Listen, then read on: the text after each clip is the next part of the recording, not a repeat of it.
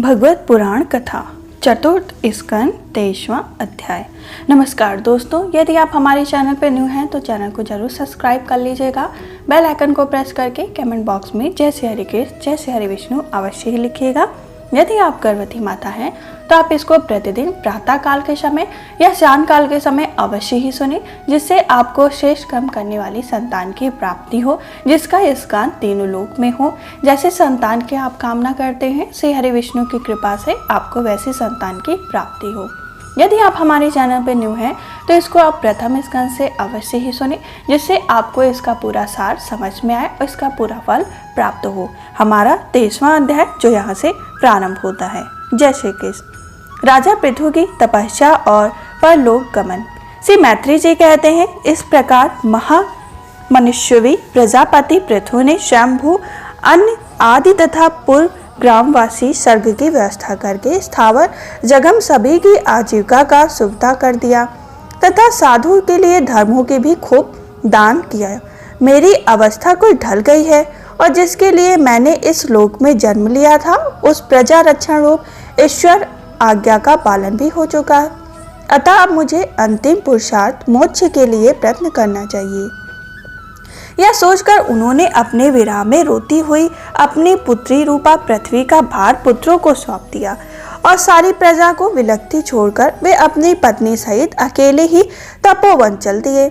वहां भी way one प्रस्थान आश्रम के नियमानुसार उसी प्रकार कठोर तपस्या में लग गए जैसे पहले गृहस्थ आश्रम में अखंड व्रत पूर्वक पृथ्वी को विजय करने में लगे थे। कुछ दिन तो उन्होंने कंदमूल फल खाकर बिताए, कुछ काल सूखे पत्ते खाकर रहे, फिर कुछ पखवाड़ों तक जल भर ही पीते रहे। इसके बाद केवल वायु से ही निर्वाह करने लगे।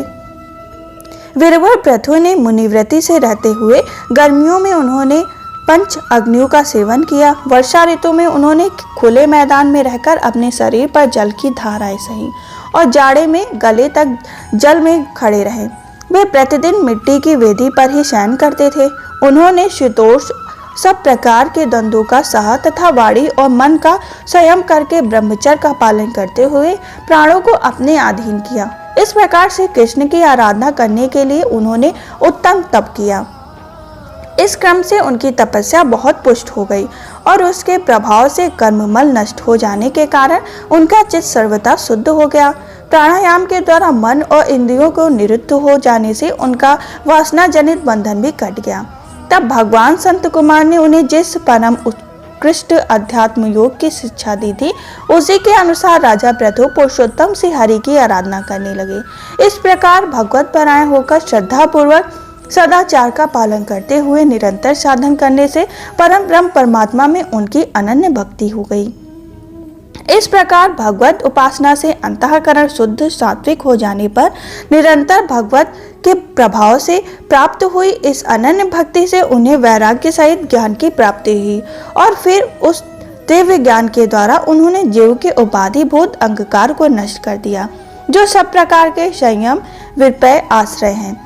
इसके पश्चात देह आत्मबुद्धि की निवृत्ति और परमात्मा स्वरूप श्री कृष्ण की अनुभूति होने पर अन्य सब प्रकार की सिद्धि आदि से भी उदासीन हो जाने के कारण उन्होंने उस तत्व ज्ञान के लिए भी प्रयत्न करना छोड़ दिया, जिसकी सहायता से पहले अपने जीव कोष का नाश किया जाता है। क्योंकि जब तक साधक को योग मार्ग के द्वारा श्री कृष्ण कथा मात्र में अनुराग नहीं होता, तब तक केवल योग साधन से ही उसका मोह जनित प्रमाद दूर नहीं होता, भ्रम नहीं मिटता। फिर जब अंतकाल उपस्थित हुआ तो वीरवर पृथु ने अपने चित्त को दृढ़तापूर्वक परमात्माओं में स्थिर कर परम ब्रह्म में स्थित हो अपना शरीर त्याग दिया। उन्होंने एड़ी से गुदा के द्वार को रोककर प्राणवायु को धीरे धीरे मूलधार से ऊपर की ओर उठाते हुए उसे क्रमशः नाभि, हृदय, वक्ष स्थल, कंठ और मस्तक में स्थित किया। फिर उसे और ऊपर की ओर ले जाते हुए क्रमशः ब्रह्मरंध्र में स्थित कर दिया। तब उन्होंने किसी प्रकार के सांसारिक भोगों की लालसा नहीं रही। फिर यथास्थान विभाग करके प्राणवायु को समष्टि वायु में, पार्थिव शरीर में, पृथ्वी में और शरीर के तेज को समष्टि तेज में लीन कर दिया। हृदय का देहवच्छ आकाश को महाकाश में और शरीरगत रुधिर आदि जली अंश को समिष्ट जल में लीन किया। इसी प्रकार फिर पृथ्वी को जल में, जल को तेज में, तेज को वायु में और वायु को आकाश में लीन किया। तदनंतर मन को संकल्प ज्ञान में, जिनके अधीन वह रहता है, उन इंद्रियों में, इंद्रियों के उनके कारण रूप तंत्र मात्राओं में और सूक्ष्म भूतों के कारण अंगकार के द्वारा आकाश, इंद्र और तंत्र मात्राओं से उसे अंगकार में लीन कर दिया। महाराज पृथु की पत्नी महारानी अर्ची भी उनके साथ वन को गई थी। वे बड़ी सुकुमारी थी, पैरों से भूमि का स्पर्श करने योग्य भी नहीं थी। फिर भी उन्होंने अपने स्वामी के व्रत और नियम आदि का पालन करते हुए उनकी खूब सेवा की और मुनि व्रत के अनुसार कंद मूल आदि से निर्वाह किया। इससे यद्यपि वे बहुत दुर्बल हो गई थीं, तो भी प्रीतम के कर स्पर्श से सम्मानित होकर उसी में आनंद मानने के कारण उन्हें किसी प्रकार कष्ट नहीं होता था। अब पृथ्वी के स्वामी और अपने प्रीतम महाराज पृथु की देह को जीवन की चेतना आदि सभी धर्मों में रहित देख उस सती ने कुछ देर विलाप किया। फिर पर्वत के ऊपर चिता बनाकर उसे उस चिता पर रख दिया। इसके बाद उस समय के सारे कृत्य नदी के जल में स्नान किया। अपने परम पराक्रमी पति को जल आदि देकर आकाश स्थित देवताओं की वंदना की तथा 3 बार चिता की परिक्रमा कर पतिदेव के चरणों का ध्यान करते हुए अग्नि में प्रवेश कर गई। परम साध्वी अर्ची को इस प्रकार अपने पति वीरवर पृथु का अनुगमन करते देख सहस्त्र वरदायिनी देवियों ने अपने अपने पतियों के साथ उनकी स्तुति की। वहां देवताओं के बाजे बजने लगे। उस समय उस मंदराचल के शिखर पर वे देवांगनाएं पुष्पों की वर्षा करती हुई आपस में इस प्रकार कहने लगी। देवियों ने कहा, अहो यह स्त्री धन्य है, इसने अपने पति राजेश्वर पृथु के मन, वाणी, शरीर से ठीक उसी प्रकार सेवा की है जैसे श्री लक्ष्मी जी यज्ञेश्वर भगवान विष्णु की करती हैं। अवश्य ही अपने अचित कर्म के प्रभाव से यह सती हमें भी लांघकर अपने पति के साथ उच्चतर लोकों को जा रही है। इस लोक में कुछ ही दिनों तक जीवन होने पर भी जो लोग भगवान के परम पद की प्राप्ति कराने वाले आत्मज्ञान प्राप्त कर लेते हैं, उनके लिए संसार में कौन पदार्थ दुर्लभ है। अतः जो पुरुष बड़ी कठिनता से भूलोक में मोक्ष का साधन रूप मनुष्य शरीर पाकर भी विषय में आसक्त रहता है, वह निश्चय ही आत्मघाती है। हाय हाय, वह ठगा गया। श्री मैत्री जी कहते हैं, विदुर जी, जिस समय देवांगनाएं इस प्रकार स्तुति कर रही थी, भगवान के जिस परम धाम को आत्मज्ञानियों ने श्रेष्ठ भगवत प्राण महाराज पृथु गए, महारानी अर्ची भी उसी पति लोक को गई। परम भागवत पृथु जी ऐसे ही प्रभावशाली थे। उनके चरित्र बड़े उदार थे। मैंने तुम्हारे सामने उनका वर्णन किया।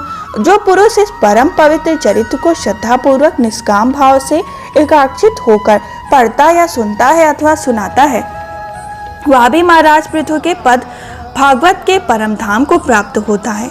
इसका साकाम भाव से पाठ करने से ब्रह्म तेज प्राप्त करता है। क्षत्रिय पृथ्वी पति हो जाता है और वैश्य व्यापारियों में प्रधान हो जाता है और शूद्र में साधुता आ जाती है। स्त्री हो अथवा पुरुष, जो कोई इसे आदर पूर्वक 3 बार सुनता है, वह संतानहीन हो तो पुत्रवान, धनहीन हो जाता है, महाधनी हो जाता है, कीर्तिहीन हो तो यशस्वी और मूर्ख हो तो पंडित हो जाता है।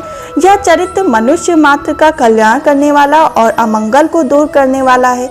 यह धन, यश, आयु की वृद्धि करने वाला, स्वर्ग की प्राप्ति कराने वाला और कलयुग के दोषों का नाश करने वाला है। यह धर्म आदि चतुर्वर्ग की प्राप्ति में बड़ा ही सहायक है। इसलिए जो लोग धर्म, अर्थ, काम और मोक्ष को भली भांति सिद्ध करना चाहते हैं, उन्हें इसका श्रद्धा पूर्वक श्रवण करना चाहिए। जो राजा विजय के लिए प्रस्थान करते समय इसे सुनकर जाता है, उसके आगे आकर राजा लोग उसी प्रकार भेंट रखते हैं जैसे पृथु के सामने रखते थे।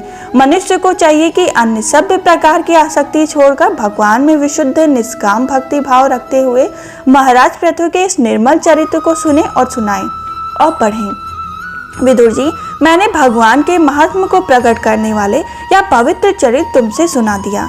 इसमें प्रेम करने वाला पुरुष महाराज पृथु सी गति पाता है। जो पुरुष इस पृथु चरित्र का प्रतिदिन आदर पूर्वक निष्काम भाव से श्रवण और कीर्तन करता है, उसका जिनके चरण संसार सागर को पार करने के लिए नौका के समान है, उनसे हरि में शुद्ध अनुराग हो जाता है। इस प्रकार हमारा 23वां अध्याय संपूर्ण हुआ। इसके क्या क्या फल आपको प्राप्त होते हैं उसका भी वर्णन किया गया। हम फिर मिलेंगे 24वें अध्याय के संग। यदि आप हमारे चैनल पर न्यू हैं तो चैनल को जरूर सब्सक्राइब कर लीजिए। यदि आपकी कोई मनोकामना है तो इस चरित्र को सुनकर उस मनोकामनाओं को भी आप अवश्य ही बोलें। श्री भगवान की कृपा से आपकी समस्त मनोकामनाएं पूर्ण होंगी। आप गर्भवती माता हैं तो आपको पृथु की तरह श्रेष्ठ संतान की प्राप्ति होगी। हम फिर मिलेंगे 24वें अध्याय के संग। तब तक के लिए जय श्री कृष्ण, जय श्री हरि विष्णु।